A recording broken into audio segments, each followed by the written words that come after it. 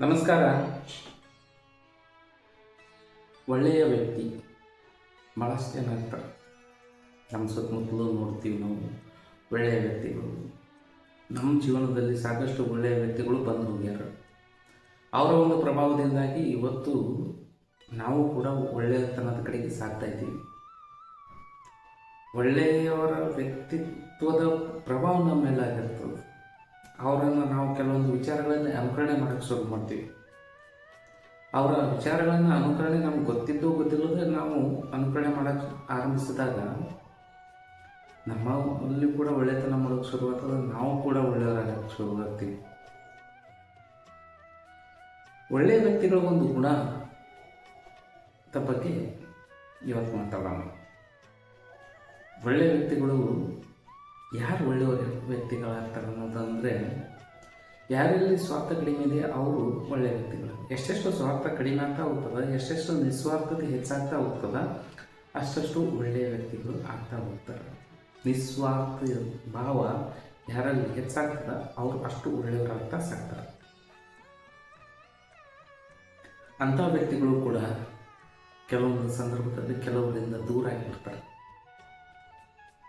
ಯಾಕಂದರೆ ಒಳ್ಳೆಯ ವ್ಯಕ್ತಿಗಳು ನಿಸ್ವಾರ್ಥಿಯಾಗಿರ್ತಾನೆ, ಆದರೆ ಬೇರೆಯವರ ಯೋಗ್ಯತೆಯನ್ನು ಆತಗೆ ತಿಳಿದಾಗ ಅವರಿಂದ ಮೌನವಾಗಿ ದೂರವಾಗ್ತಾನೆ. ಯಾವುದೇ ಜಗಳ ಮಾಡೋದಿಲ್ಲ, ಅವರಿಗೆ ಯಾವುದೇ ಕೆಟ್ಟದನ್ನು ಅನ್ನೋದಿಲ್ಲ, ಅವ್ರ ಬಗ್ಗೆ ಕೆಟ್ಟ ಅಭಿಪ್ರಾಯನೂ ವ್ಯಕ್ತಪಡಿಸೋದಿಲ್ಲ, ಮೌನವಾಗಿ ಅಲ್ಲಿಂದ ದೂರವಾಗ್ತಾನೆ ಅಷ್ಟೇ. ದೂರವಾಗಿ ಮತ್ತು ಒಳ್ಳೆಯವರ ಜೊತೆ ಆತ ಬೆರೀತಾ ಸಾಕ್ತಿರ್ತಾನೆ.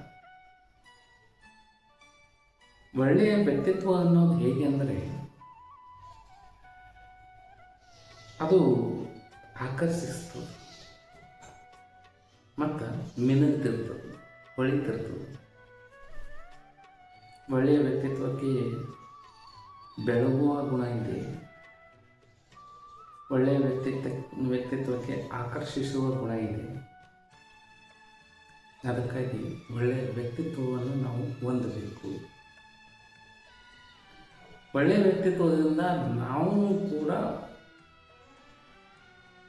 ಬೆಳಗ್ತೀವಿ. ಬೇರೆಯವರು ಎದುರೂ ನಾವು ಪ್ರಕಾಶಮಾನವಾಗಿ ಹೊಳಿತಿರ್ತೀವಿ, ಬೇರೆಯವರಿಗೆ ಜೀವನ ಬೆಳಕಾಗ್ತೀವಿ. ಅದರಿಂದ ನಾವಿದ್ದಲ್ಲಿ ಖುಷಿಯ ಒಂದು ವಾತಾವರಣ ನಿರ್ಮಾಣ ಆಗ್ತದೆ. ಒಳ್ಳೆಯ ವ್ಯಕ್ತಿತ್ವ ಎಲ್ಲಿರ್ತದೆ ಅಲ್ಲೆಲ್ಲ ಖುಷಿಯ ವಾತಾವರಣ ನಿರ್ಮಾಣ ಆಗ್ತದೆ. ಅದಕ್ಕಾಗಿ ಒಳ್ಳೆಯ ವ್ಯಕ್ತಿತ್ವವನ್ನು ಹೊಂದಬೇಕು.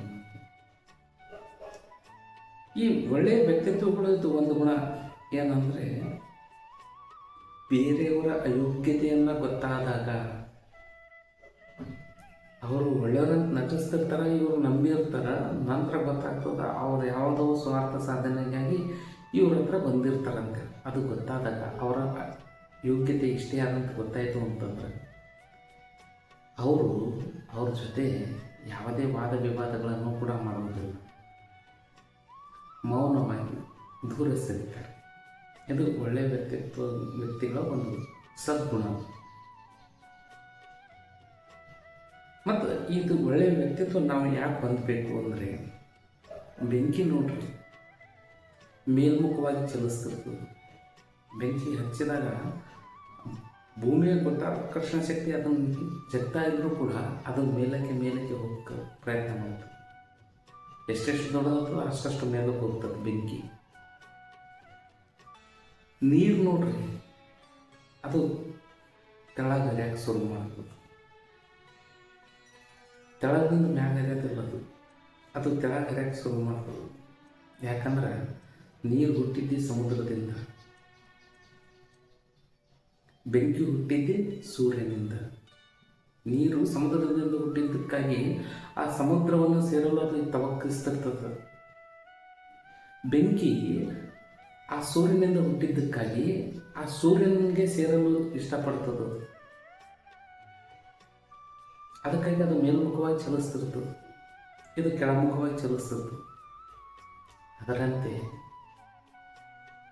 ಸೂರ್ಯ ಬೆಂಕಿಯನ್ನು ಆಕರ್ಷಿಸುವಂತೆ, ಸಮುದ್ರ ನೀರನ್ನು ಆಕರ್ಷಿಸುವಂತೆ ಒಳ್ಳೆಯ ವ್ಯಕ್ತಿ ಒಳ್ಳೆಯತನವನ್ನೇ ಆಕರ್ಷಿಸ್ತದೆ. ನಮ್ಮಲ್ಲಿ ಒಳ್ಳೆಯ ತನಗಿತ್ತು, ಒಳ್ಳೆಯ ವ್ಯಕ್ತಿತ್ವ ನಮ್ಮದಾಗಿತ್ತು ಅಂತಂದ್ರೆ ಅವಾಗ ಏನಾಗ್ತದೆ ಅಂದ್ರೆ ಬೇರೆ ಕಡೆಯಿಂದ ಒಳ್ಳೆಯತನ ಎಲ್ಲ ನಮಗೆ ಬಂದು ಸೇರಕ್ಕೆ ಶುರುವಾಗ್ತದೆ. ಹೆಂಗೆ ನದಿಯ ನೀರು ಸಮುದ್ರಕ್ಕೆ ಸೇರಿದಂತೆ, ಬೆಂಕಿ ಮೇಲ್ಮುಖವಾಗಿ ಚಲಿಸಿದಂತೆ ಉತ್ತಮ ಅಂಶಗಳು ಕೂಡ ನಮಗೆ ಬರೋಕ್ಕೆ ಶುರುವಾಗ್ತವೆ. ಬದುಕಿನಲ್ಲಿ ಒಳ್ಳೆಯ ಘಟನೆ ಆರಂಭ ಆಗ್ತದೆ. ಯಾಕಂದರೆ ನಮ್ಮಲ್ಲಿ ಒಳ್ಳೆಯದನ್ನು ನಾವು ಕೂಡಿಟ್ಟಿರ್ತೀವಿ. ಹಾಗೆಯೇ ನಮ್ಮ ಮನಸ್ಸಿನಲ್ಲಿ ಕೆಟ್ಟ ವಿಚಾರಗಳು, ಕೆಟ್ಟ ಮನೋಭಾವಗಳು, ಕೆಟ್ಟ ವ್ಯಕ್ತಿತ್ವ ನಮ್ಮದಾಗಿತ್ತು ಅಂದರೆ ಕೆಟ್ಟದ್ದೇ ಬಂದು ಸೇರ್ತಿರ್ಬೋದು ನಮ್ಮಲ್ಲಿ. ಅವಾಗ ನಮ್ಮ ಬದುಕನ್ನು ಕೆಟ್ಟ ಹೋಗಿರ್ತದೆ.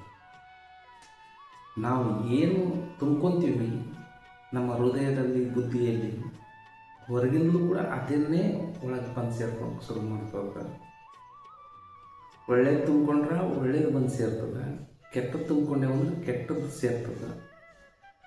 ಹಾಗಾಗಿ ಒಳ್ಳೆಯದ್ದು ನಾವು ತುಂಬ್ಕೋಕ್ಕೆ ಎಲ್ಲ ಧರ್ಮಗಳು ಹೇಳ್ತಾರೆ, ಎಲ್ಲ ಮಹಾತ್ಮರು ಹೇಳ್ತಾರೆ, ಎಲ್ಲ ಸಂತರು ಒಳ್ಳೆಯದನ್ನು ನಮ್ಮ ಎದೆಯಲ್ಲಿ ತುಂಬ್ಕೋಬೇಕು, ನಮ್ಮ ತಲೆಯಲ್ಲಿ ತುಂಬ್ಕೋಬೇಕು ಅಂತೇಳಿ.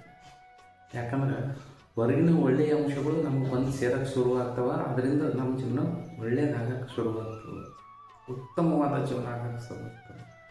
ಕೆಟ್ಟದನ್ನು ಬಿಟ್ಬಿಟ್ರೆ ಹೊರಗಾಕ್ರಿ ಅಂತಾರೆ.